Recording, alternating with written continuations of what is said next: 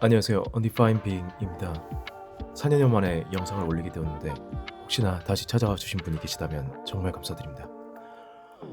취업을 하고 영상을 다시 올리기까지가 시간이 많이 걸렸습니다.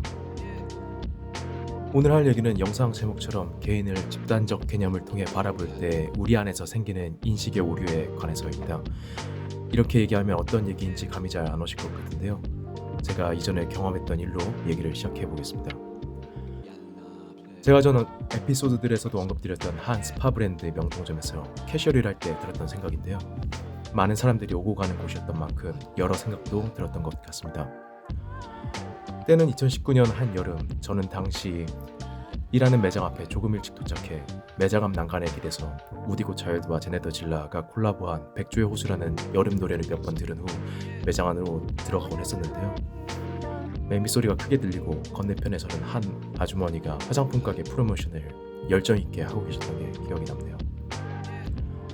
그 노래를 몇 번 반복해서 듣고 한숨을 크게 한번 들이마시고 매장 문을 열고 들어가서 2층에 있는 직원 탈의실에서 옷을 갈아입고 1층 여성복 계산대로 내려갑니다. 그곳의 여성복 매장은 그 브랜드의 한국 매장 중에서 제일 컸었는데요. 그래서 어느 날과 같이 정신없이 계산을 하고 있던 와중에 저는 그 매장 매니저 한 명에게 좋지 않은 말을 듣고 말았습니다. 제가 생각했을 때 그 말은 사람의 기분을 상하게 할 만한 말이었고 전 기분이 상했습니다. 그래서 매니저가 미워져 버렸습니다. 왜 나에게 이런 말을 하는 거야? 라고 생각하면서요. 그런 일이 있은 지 몇 분 후 구하는 다른 매니저가 근처에 왔습니다. 순간 저는 그 다른 매니저도 똑같이 미워져 버렸습니다. 이 매니저도 나한테 그따위 말을 하겠지 라는 생각이 들면서요. 순간 저는 저의 이러한 생각과 감정에 미묘한 이질감이 느껴졌는데요. 왜 저에게 나쁜 말을 하지도 않은 또 다른 매니저가 저는 그 전 매니저와 똑같이 미워졌을까? 라는 이질감이었습니다. 바로 이 이질적인 사고 흐름이 오늘 말할 주제입니다. 아무래도 이상합니다. 저는 왜 아무 잘못도 없는 그 여자 매니저까지 같이 미워하게 되었고 나에게 똑같은 말을 할 것이라는 생각을 가지게 되었을까요? 의문이 들어서 생각을 해보았는데 저는 그 첫 번째 남자 매니저와 두 번째 여자 매니저 각기 엄연히 다른 두 개인을 하나의 개념으로 동일화시켜서 바라보고 있었습니다. 바로 지금도 제가 부르고 있는 매니저라는 개념으로 말이죠. 각기 두 다른 개인을 매니저라는 개념으로 정의하여 그 개별적이고 구별된 두 개인은 제 인식 속에서 하나의 집단이 되었고 그 집단적 개념을 통로로 남자 매니저에게 있었던 안 좋은 감정이 나에게 아무 짓도 하지 않은 오히려 잘해준 편인 여자 매니저에게로 전이 되었습니다. 이렇듯 우리는 우리의 인식 안에서 개별적이고 구별된 각 개인들을 어떠한 하나의 개념으로 정의하고 묶어 집단화를 시키고 그 개념을 통해 특정한 대상에 대한 사고나 감정을 전이시키기 쉬운 것 같습니다. 우리는 이러한 상황들을 우리의 생활 속에서 너무 쉽게 찾아볼 수 있을 것 같은데요. 앞선 상황처럼 저 상사가 나한테 이랬으니까 이 상사도 나한테 이럴 것이야. 나아가 모든 상사는 그럴 것이야 라는 생각. 저 후배는 내 말을 안 들으니까 후배들은 다 예의가 없어. 저 여자는 저렇게 행동했으니까 모든 여자들은 저래. 또는 남자들은 다 그래. 이 사람은 좋은 아파트에 살아서 이런 생각을 갖고 살 거야. 저 사람은 가난하니까 이런 행동을 할 거야. 늙은 사람들은 다 이렇고 요즘 젊은 사람들은 다 저래. 앞의 생각과 감정의 전이들은 개별된 각 개인들을 상사, 후배, 성별, 부와 가난, 그리고 나이라는 각 개념을 통해 정의하여 집단화시킴으로써 일어납니다. 사실 앞의 생각과 감정은 다 저의 것입니다. 회사에서 상사가 듣기 싫은 말을 하면 눈에 보이는 모든 상사가 싫어진 적이 있으며 어떤 후배가 잘못을 하면 모든 후배가 미워지려 하며 부자들은 다 거만할 거야 라는 생각이 들기도 합니다.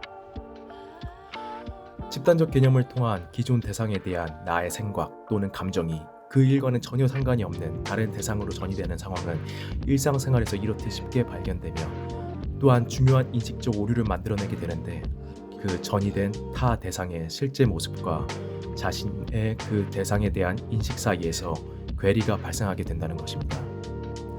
앞서의 여자 매니저처럼 실제는 전혀 그렇지 않은데 제 인식 속에서는 말을 함부로 하는 사람이 된 것처럼요. 당연합니다.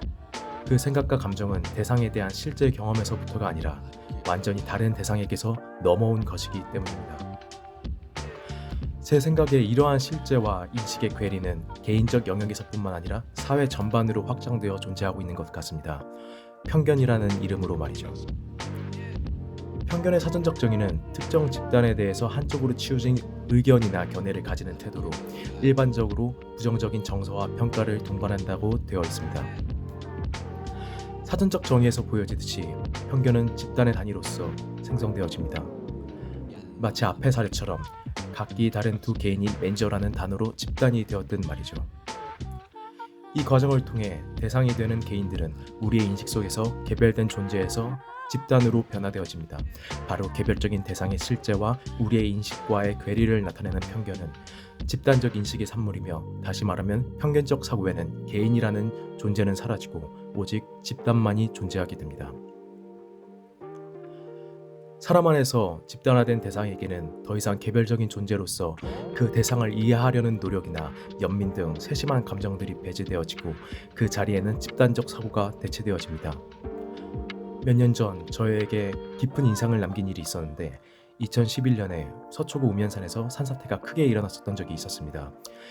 큰 피해가 발생되었는데 사건을 보도하는 인터넷 기사의 댓글에서 저는 충격을 받았었습니다.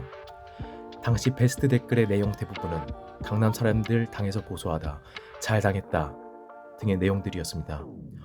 어떻게 피해가 그렇게 크고 사망사고까지 있었는데 이런 댓글들이 베스트 댓글이 되었나 하는 충격을 받았었습니다.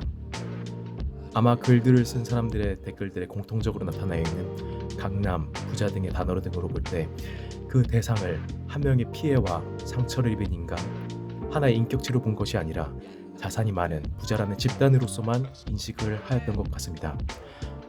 한 명의 개인으로 바라보았다면 그 피해자가 볼 수 있는 뉴스에 그런 글을 쓸 수는 없을 것 같습니다. 집단적 개념으로 개인을 인식할 때 우리 인간 안에서는 이처럼 개인의 상황과 고통을 이해하려는 노력이나 사랑, 포용 또한 그만큼 사라지는 것 같습니다. 그럼 그림을 마저 완성하고 얘기를 마무리 지어보도록 할까요?